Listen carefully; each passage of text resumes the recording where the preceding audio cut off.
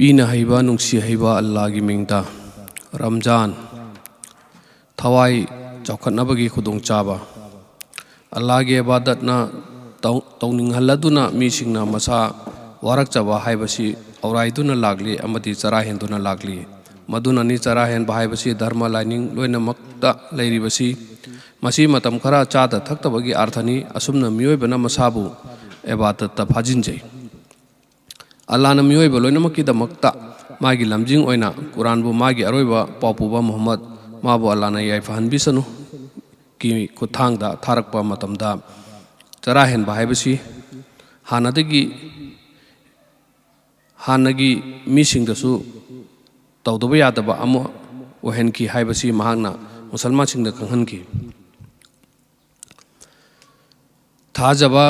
सिंग नखोय नसा वारकचबा सिंग ओइरकनबा नखोयगी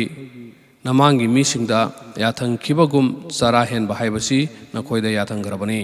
सूरा अल बकरा आयत नंबर 183 चरा हेंबबु तौदबा यादबा अमा ओहेननिंगलिबसी तकवा लेनबनी तकवा हाइबदी फत्तबदगी हुंदोक्तुना लेइबदुनी तकवा हाइबदी फत्तबदगी हंदोक्तुना लेइबदुनी अल्लाह दी मथंतनी हाइबा याखरबगी तुंगदा अल्लाह ना मोमिन मुसलमान सिंगबु फत्तबा सिंगदगी लापथोखननिंगी अमदी मी अतैना ngamliba मखै येचरबसु मखोयदी समाजदगी फत्तबा सिंग मरु फुक्तोकनबा मखोयगी अंगम मखै होना हन्निंगी रमजान ट्रेनिंग तहौनबा खुदोंचाबा अमा मियोइबगी वाखल अमदी थबक्ता अवोनबा अमा पुरकपा हाइबसी अराइबा ओइदि मरमदुना लाना मियोइबबु थाबुम अमा चुपना चही खुदिंगी ट्रेनिंग पिबिनबा हाइदुना कुरान थारखिबा थादु ओइना खनबिकी अमसुंग थादु रमजान थासिनी रमजान थादा कुरान असिबु थारखिबनी मियोइबगी लमजिंग ओइना अमदी लमजिंगबु मयेक सेंगना ताकपा प्रूफ प्रमाणसिंग अमसुंग अचुम अरान खाइदोकनबा वारेपचै ओइना मरमदुना नखोयगी नरकता कनागुम्बना थासी थेंगनबदी मसिदा चरा हेनगदबनी सूरा अल बकरा आयत नंबर 185 ट्रेनिंग की मचाकसिंग सेंगलबा था असिदा पांगथोक ननबा मी अमना सिंथानबा याना होननबा अल्लाहना थाबुम अमा चुपना थौरम परेंग अमा याद करे नंबर 1 थासिगी नुमित खुदिंगी नोंगानद्रिंगेदा हगोलगा चाबा थकपा नंबर 2 नोंगानबदगी नुमित ताबा फावबा चादा थक्तबा अमदी मसागी अपामबसिंग लाक्सिनबा अमसुंग नुपा नुपीगी ओइबा मरी लेनदबा नंबर 3 चरा हेन्ना हेन्ना नुतिगी ओइबा थबकसिंग लोइना तौबा इबादत हाइबसी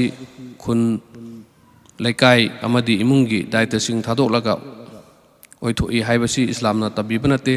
इस्लाम की ओइनती दायित्वसिंग असि ngamliba मखै फजना पांथोकपदुसु अल्लाह की इबादत की मनुंग चली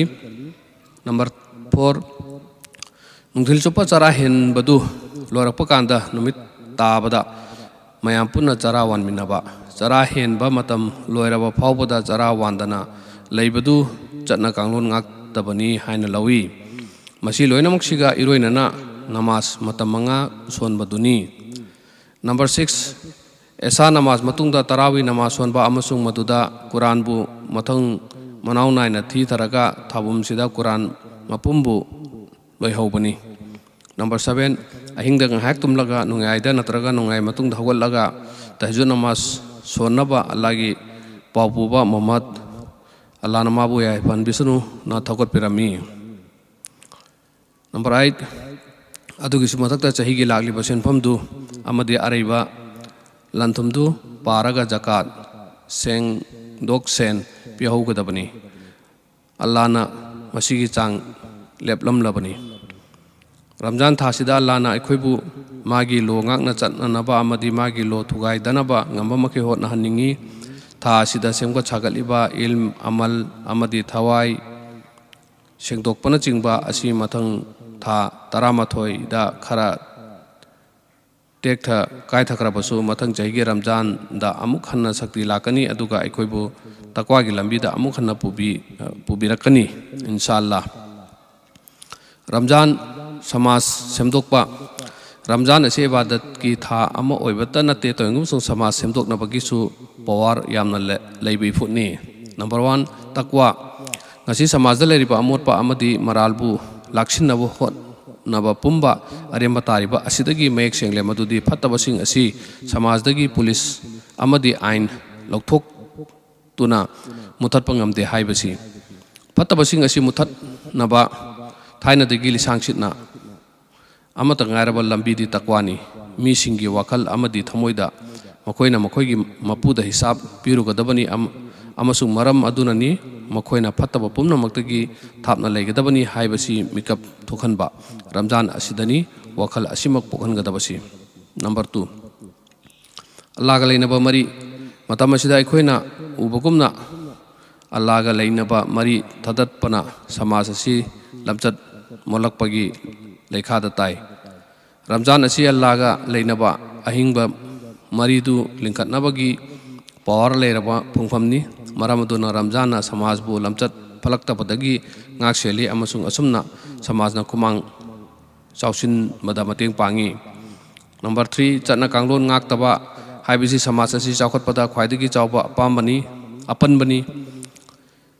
Ramzan na mi singda niyam naibagi gun chelhali amadi makoibu afaba mioiba oheli. Number 4 pukchel sengba mioibagi pukchel sengbada yumpham oiraga samaj haibasi hinglibani pukchel sengbagi wakal chetlibagi matik samaj asi mara chetli naitom taba amadi masagi oijabata thiba asina samajda chokhalli pukchel sengbasi Ramzan da kankhat halli. Number 5 mioiba bu nungsiba Ramzan haibasi mioiba bu nungsibagi thani Allah gi makha thongba mangonda nonjaba amadi yettaba haiba asina mi masenda nungsinaba pokhalli khatna chainhande amasung atopada afaba tawhaningalli. Number 6 khangjinba amadi isabu phajinjaba Allah gi yathang ngnaba haiduna halal oiba pochesing phawa season nadana hai season daba haiba asina samajbu kalhanba amadi mara chelhanbada yamna tangai phadabra masana masabu warakchaba amadi phajinbagi gun pokhalli. Number 7 lairaba kokhanba leita lairaba haibasi samajki sab amani jagat haibasi sab asi koknaba mahi yalaba pambai amani jagat haibasi Allah gi hidayat na pokhanba chatna kanglon amani chatna kanglon asida araibana leitabada masana piningba magi lantum khara pithoi aduga arobadudagi mana kari su phangani khalude Allah gi chatna kanglon asibu phajana sillangba mong amada mayam punna thabak onthok minarabadi samajdagi leita lairaba haibasi pumno lokthokhiba ngami puarina saki ori madudi masi hana asengba oina thokre haibasi. Ramzan amadi Quran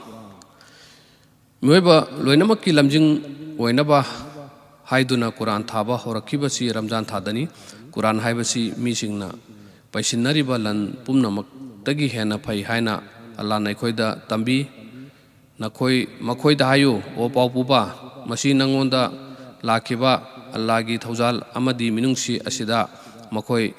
haraujasanu masi makhoina paisiliba lanthum pumbadagi hena phai Surah Yunus ayat number 55. Asumna mong amada Ramzan haibasi Quran che laipau phaurakhibadugi chahi khudingi pangthokpa thoramni haina lobusu yai madudagi Quran ga leinaba aikhoigi maridu chahi khudingi maichuba amadi asumna Allah gi lamjinga leinaba maridu tatanaba Ramzan hek loibaga tauriba Eid ki kumai asi achumbadi Quran phonglakhibadu harauba phongdokpa oina amadi Allah da aikhoigi tawmimal khangba utchanaba tawbani. Quran haibasi akaknaba kanglup amagi laigi lairik nate haibasi Ramzan na nokthokalli ahoina dum Ramzan na thinnuna ta'i madudi Quran asi mioiba jat pulapkini amadi malem pulappu mangal pinaba tharakhibani haibasi Ramzan na masibu ningsinghalli madudi Quran bu malemgi kochin koya thungna yohanba haibasi Muslim singi mathauni natrabadi makhoibu sembiba mapuna makhoida sinnaba mathaubu thosadaba tagani haibasini.